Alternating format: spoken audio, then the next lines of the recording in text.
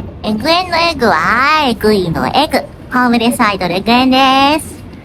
今日は、ある目的を持って、渋谷の宮下公園に来ています。ホームレスアイドル。立派なアイドルの皆さんのインタビューとか見ると、皆さん小さい頃の写真とか提出していらっしゃるんですよね。5歳の時とか、3歳の時とか、アイドルの真似してる小さい頃の写真みたいなのを、なんでみんな提出できんの？当たり前だけど、家から逃亡してきたの私、エグエンには、そんな小さい頃の写真なんて一枚もありません。というわけで、だったら、よし、立派なアイドルになるために、捏造だ。ということで、作ります。というわけで、今回の目的は、子供時代に見える写真を作ること。加工とかいろいろ駆使して作りたいと思います。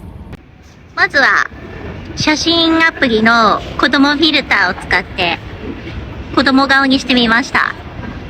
どやフィルターの力。なんかこれだけでもう結構それっぽい気がする。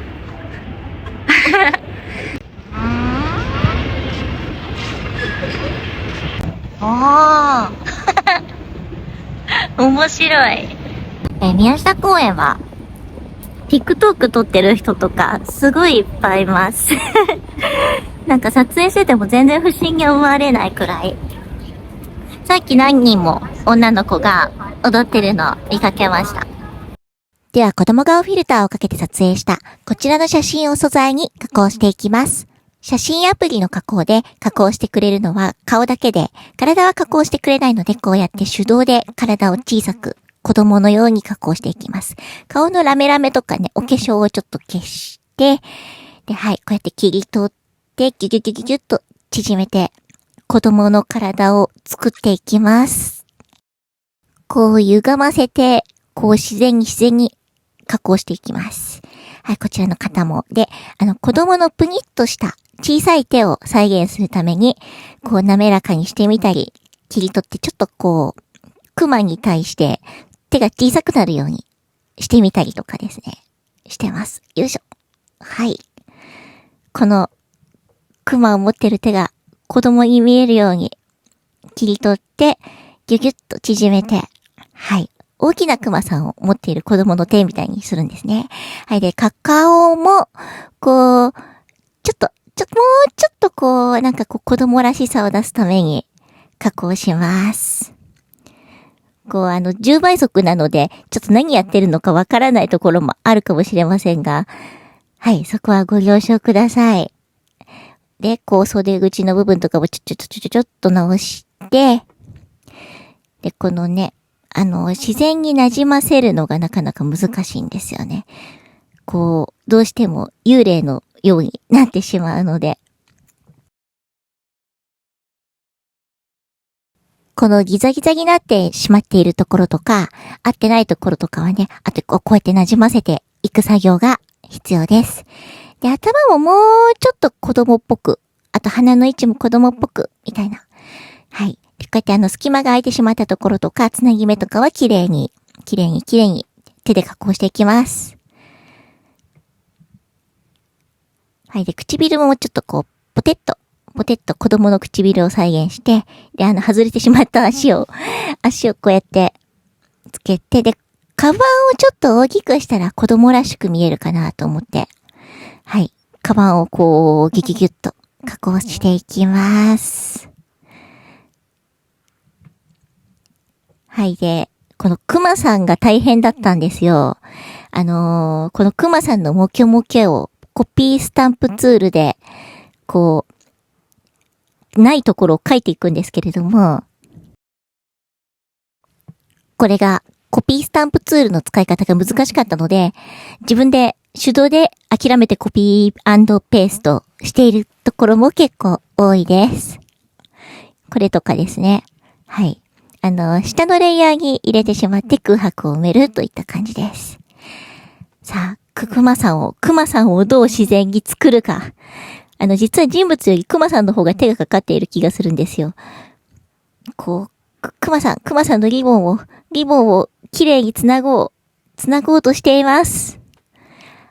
で、諦めて手で書き始めました。はい、加工では無理です。これは私には無理です。なので、こうやって手で書いて、リボンとか書いちゃって。はい。もうなんか、書きましたってもう写真加工のうちに入るんですかね。なんか、ちょっと違う気がするけれども、まあいいか。で、こうやって指とかも、こう自然な感じに、まだ熊さん不自然ですね。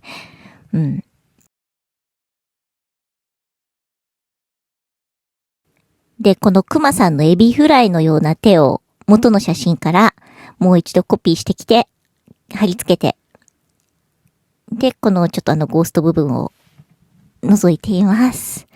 この胴体のところにね、ちょっと変な隙間が空いちゃったので、埋めていきます。で、これ髪の毛を加工でどうにか隙間作れないかなと思ったけど諦めて手で塗っています。最初に言っていなかったんですけれども、この背景から人物を切り抜いたものは iOS の機能を使って写真のところからギュギュギューっとこう指で押して持ってきたものなので何も特別なことはしていません。で、こうやってゴースト部分をちょっと消してで、クマさんのリボンをうまくつながるように、こう、毛をコピー&ペーストして、毛がうまくいかない。クマさんのこのモフモフが、もうこれ諦めて手で描いてますよね。写真加工じゃないですよね。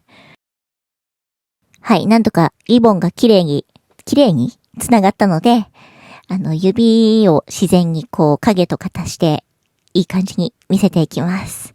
で、ちょっと不自然なところとか修正して、はい。で、同じアングルから撮影しておいた背景に人物を重ねて、でもちょっとやっぱりこう不自然な感じが出てしまうので、乗算レイヤーと通常レイヤー両方使って、で、通常レイヤーの方はちょっと縁を多めに削っておいて、で、量産レイヤーの上に重ねて、で、さらにちょっと影をね、手で描き足して、まあ、ぼかしてっていう感じなので、すごいいい加減なんですけれども、はい。ちょっと描き足して、で、こう、乗算モードにして、ちょっと薄めて、細かい不自然なところを微修正して、はい、完成です。どや、これなら、エグエンの小さい頃の写真と言えるのではないでしょうか。エグエン5歳です。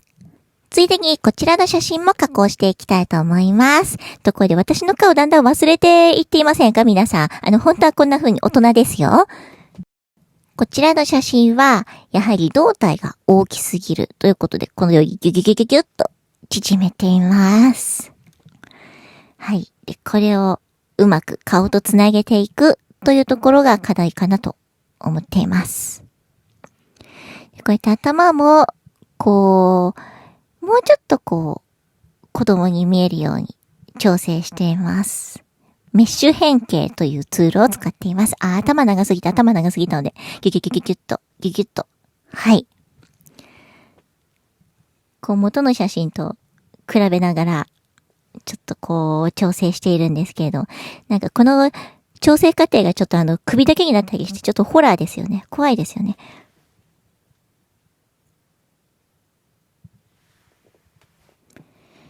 はい。胴体はこのくらいかなーという感じに定まってきました。で、この胴体のない素材の部分は埋められないということで、こう、キャンバス自体を小さくして、肩の部分をなくしました。で、この壁の線がね、ちょっといかにも加工アートっぽくて、ネックだったので、そこの線をなくしてしまおうと思って、こう、壁をコピー&ペーストして、平らな感じに線をなくしていきます。この、コピースタンプツールがここでも活躍していますね。で、このコピー&ペースト手動でもやっているんですけれども、そうするとなんかちょっと明るすぎると目立つので、コピー&ペーストして下のレイヤーに置いた後明るさを減らして馴染ませています。顔の質感を微調整して完成です。最後にちょっとずるいんですけれども、他のアプリを使って一眼フィルターをかけて背景をぼかしました。やりました。できました。これで、小さい頃の写真ありますかとインタビューの時に聞かれても怖くない。この2枚を提出すれば完璧です。というわけで、インタビューの依頼受け付けております。どうぞよろしくね。チャンネル登録、高評価、どうぞよろしくお願いします。まったねー。